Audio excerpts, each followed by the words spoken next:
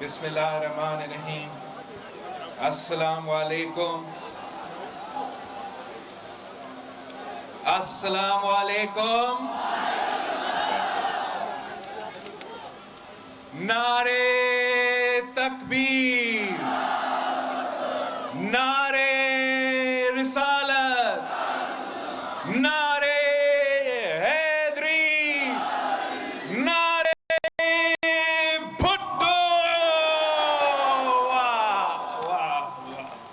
میں آپ سب کو سلام پیش کرتا ہوں، سلام پیش کرتا ہوں.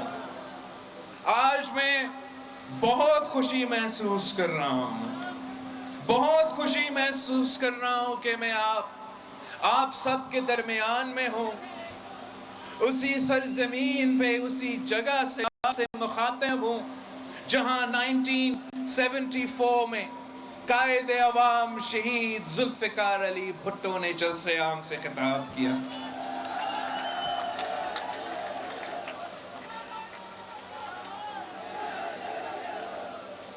حویلی شہید ذوالفقار علی بھٹو کے سپاہی اور شہید محترمہ بینظیر بھٹو کے بھائی ممتاز حسین راٹھور صاحب کی بھی سرزمین ہے. اور جیسے قائد عوام و شہید محترمہ بینظیر بھٹو کو نامکمل مشن کو مکمل کر کے میں آپ کے پاس پہنچا ہوں، ویسے ہی فیصل راٹھور صاحب اپنے برو کا نامکمل مشن مکمل کرنے کے لیے ہمارے ساتھ شانہ بشانہ کھڑے ہیں.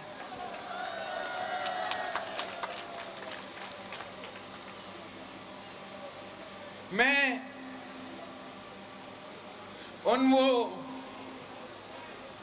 وہ میڈیا کے طرزکار جو ہوتے ہیں جو پاکستان پیپلز پارٹی کا فاتحہ بڑا جلدی سنائی دیتے ہیں، پاکستان پیپلز پارٹی کا ختم ہونے کے دعویٰ کرتے ہیں، میں ان کے نظر تھوڑا سا ذرا حویلی کی طرف دھیان دلانا چاہ رہا ہوں.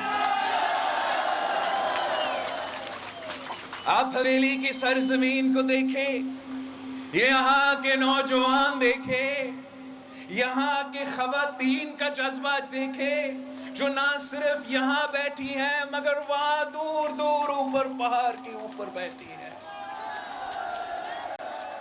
یہاں کے بزرگوں کو دیکھیں، یہاں کے نوجوانوں کو دیکھیں. آج تک ہر کوئی پکار کے کہہ رہے ہیں کہ زندہ ہے بھٹو، زندہ ہے بھٹو، زندہ ہے بھٹو. جب تک ہمارے کشمیری بھائی بہنوں میرے ساتھ کھڑے ہیں، جب تک ایک بھی چیالہ ان پہاڑوں پہ کھڑے ہو کر قائد عوام کا نعرہ لگا رہا ہے، تب تک کوئی پاکستان پیپلز پارٹی کو ختم نہیں کر سکتا.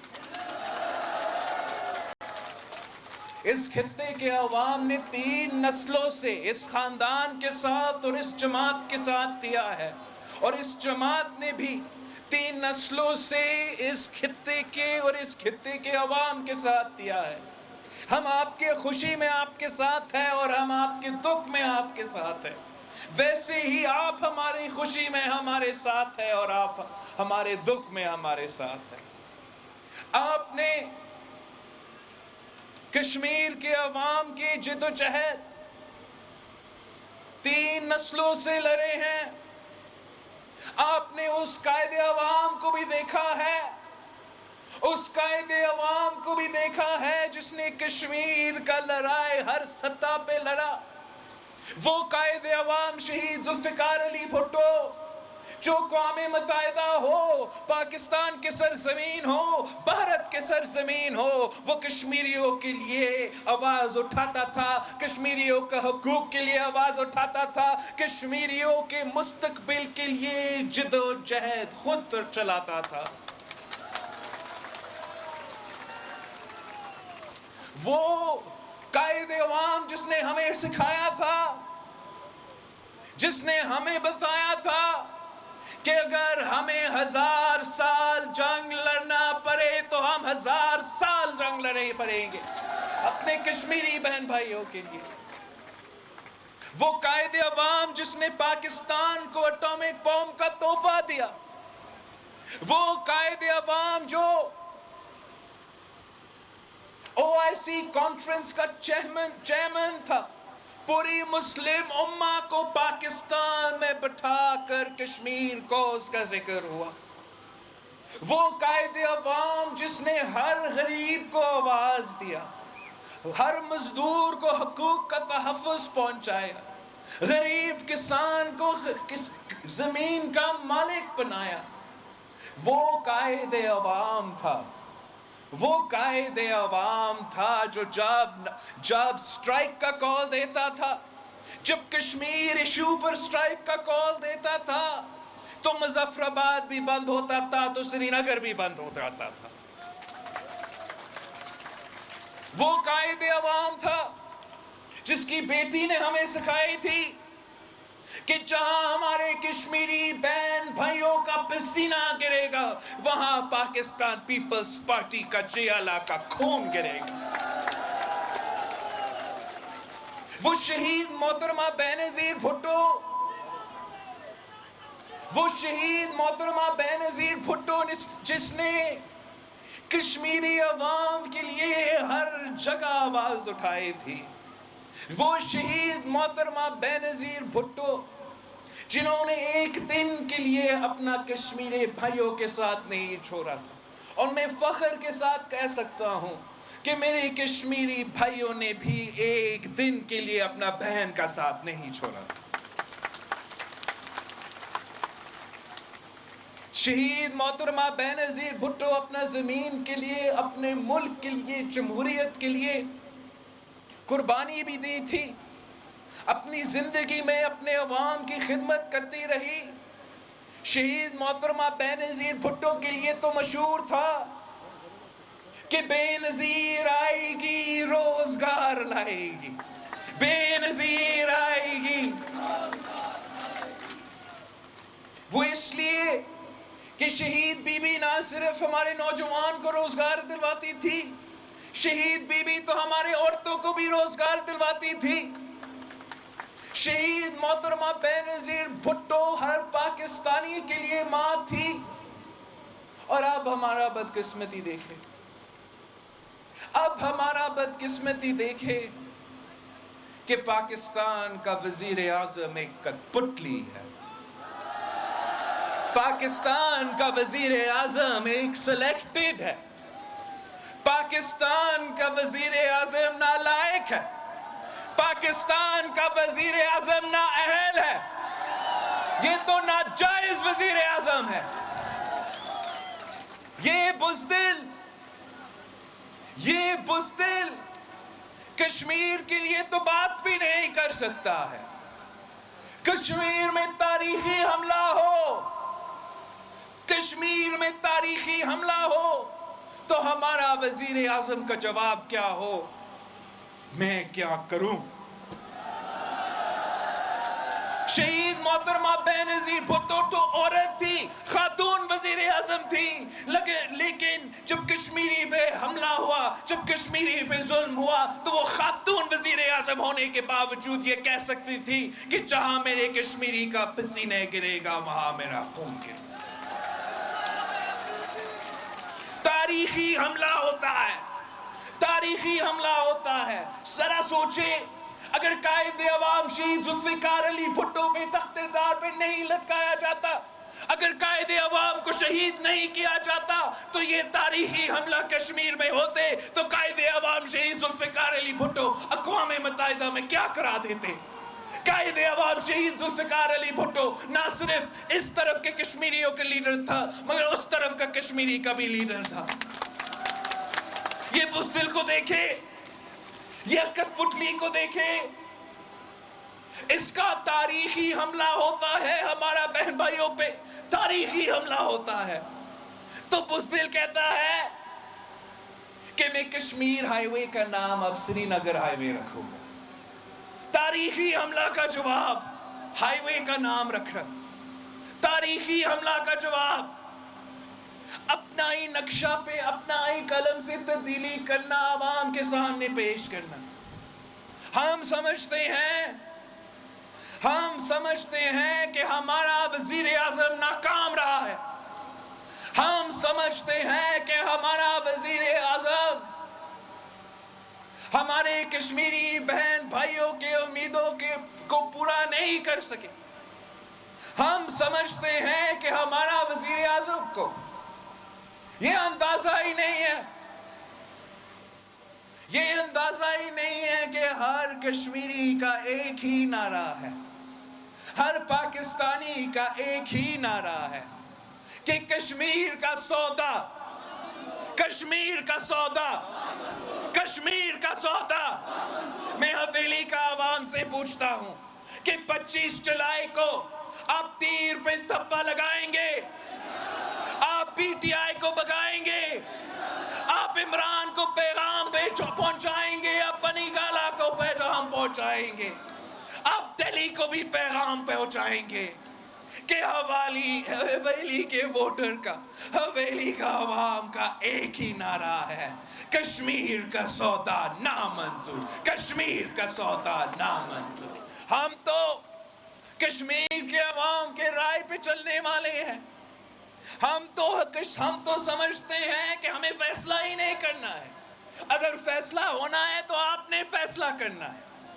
اگر فیصلہ ہونا ہے تو یہاں کے نوجوانوں نے فیصلہ کرنا ہے. اگر فیصلہ ہونا ہے تو یہاں کے مائیں بہنوں نے فیصلہ کرنا ہے. اگر فیصلہ ہونا ہے تو یہاں کے ہمارے بزرگوں کے فیصلہ ہونا ہے. ہم تو آپ کے حکم کے مطابق چلیں گے، ہم کسی کی ڈکٹیشن پہ نہیں چلیں گے. ہم سمجھتے ہیں کہ آپ حکم کریں. آپ کا حکم کیا ہوگا؟ آپ حکم کریں کہ کل امن ہو تو ہم امن کروائیں گے. آپ حکم کریں کہ کل جنگ کرو، ہم سب تیار ہیں، جنگ کرنے کے لیے بھی تیار ہیں. مگر ہم کسی اور کے ڈکٹیشن پہ چلنے کو تیار نہیں ہیں. ہم عوام کے ڈکٹیشن کو مانتے ہیں. ہم کشمیری عوام کے ڈکٹیشن کو مانیں گے، کسی اور کا ڈکٹیشن کو نہیں مانیں گے. ہم تو دہلی کا ڈکٹیشن بالکل ہی نہیں مانتے ہیں، اور بڑے عزت کے ساتھ ہم اسلام آباد کی ڈکٹیشن بھی نہیں مانتے ہیں. اگر مانتے ہیں تو آپ کے مانتے ہیں، اگر مانتے ہیں تو ہمارے کشمیری بہن بھائیوں کا مانتے ہیں. ہم نے ہمیشہ پاکستان پیپلز پارٹی نے ہمیشہ یہ سوچ رکھا ہے. جب قائد عوام شہید ذوالفقار علی بھٹو نے نعرہ لگایا تھا کہ ہمارا نعرہ سب پہ بھاری رائے شماری، رائے شماری، تو یہ نعرہ پورا کشمیر کے لیے پاپولر تھا. مگر اس کا بنیاد، اس کا سوچ، اس کا فلسفہ یہی ہے کہ اگر حکم چلے گا تو کشمیری عوام کا حکم چلے گا، کسی اور کا حکم نہیں چلے گا.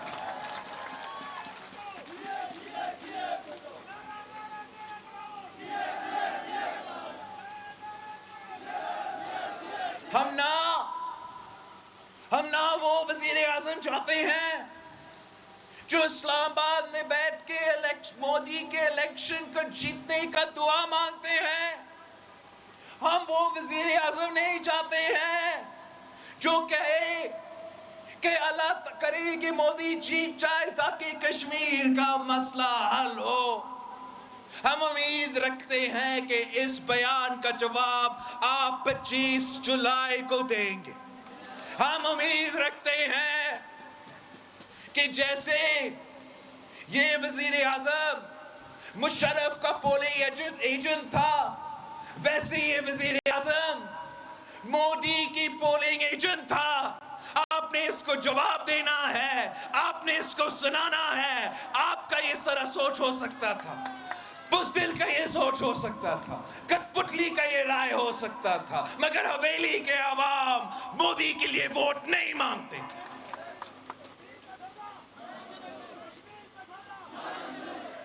ہم وہ بھی وزیر اعظم نہیں چاہتے. ہم وہ بھی وزیر اعظم نہیں چاہتے جو مودی کو دعوت دے کے اپنے شادیاں پہ بلاتے ہیں.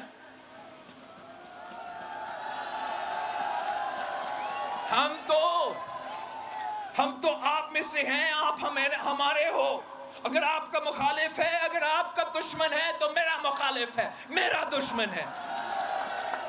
یہ کیسے ہو سکتا ہے؟ یہ کیسے ہو سکتا ہے؟ یہ کیسے ہو سکتا ہے کہ خوشیاں ان کے ساتھ مناؤ اور دکھ آپ کے ساتھ بانٹو؟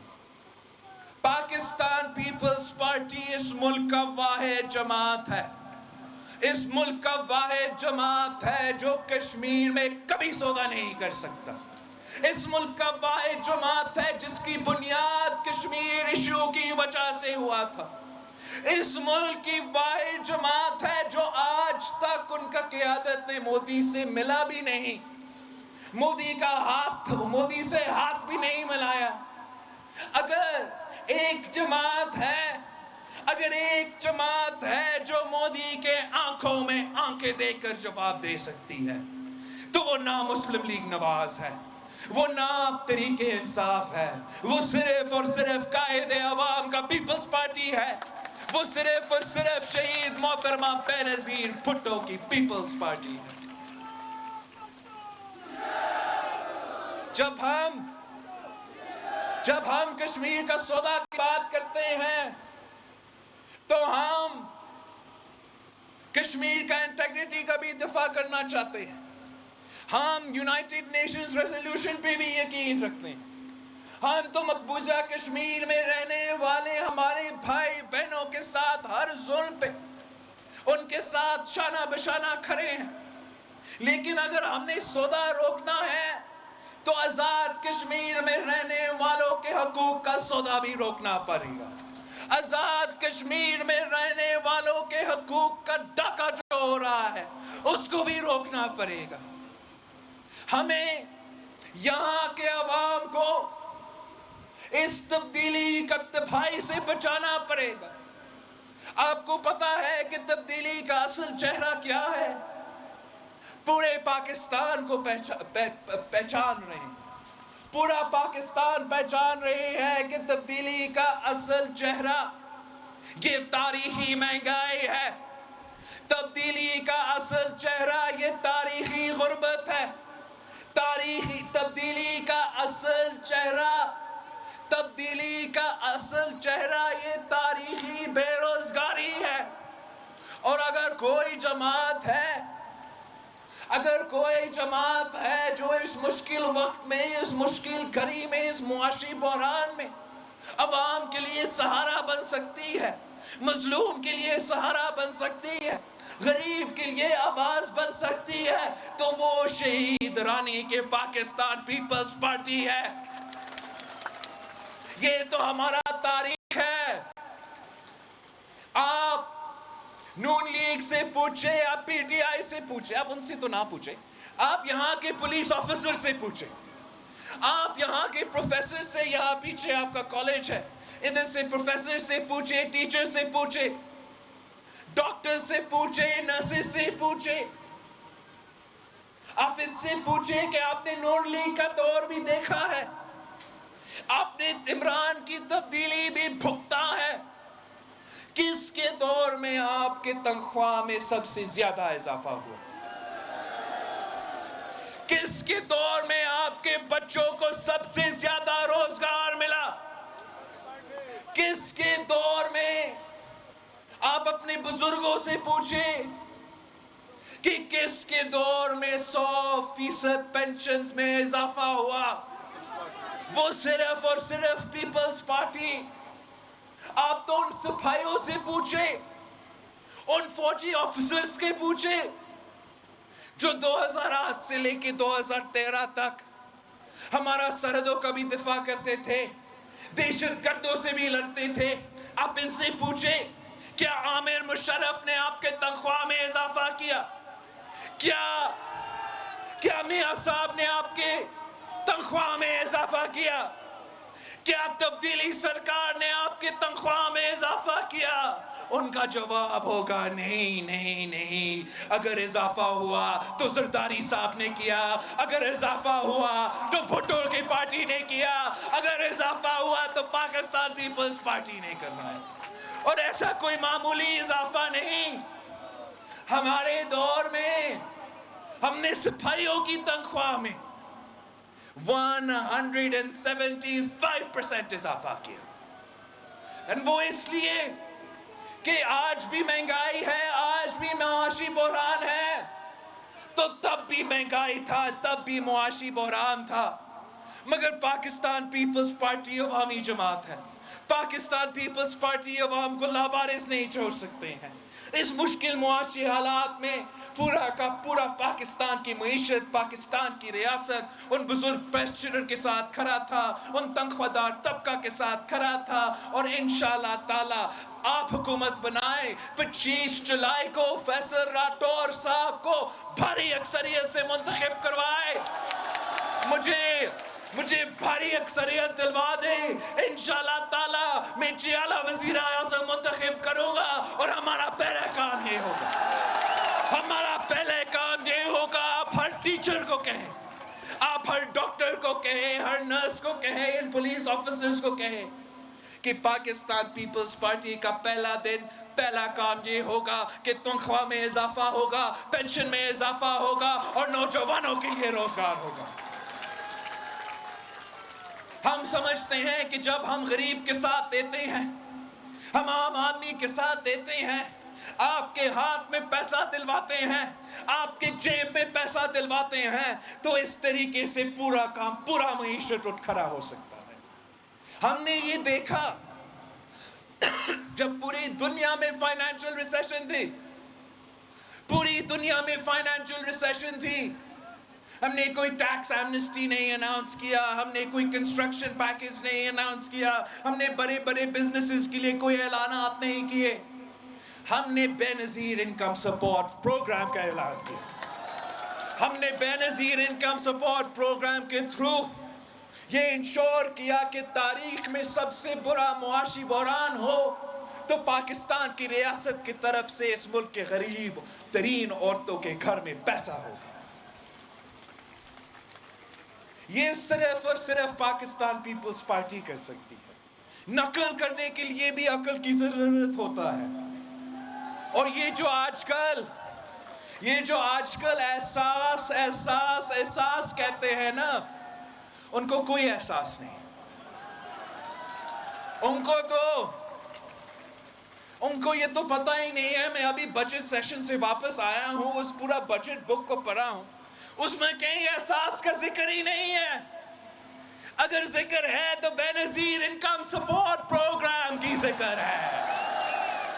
آپ نام جو بھی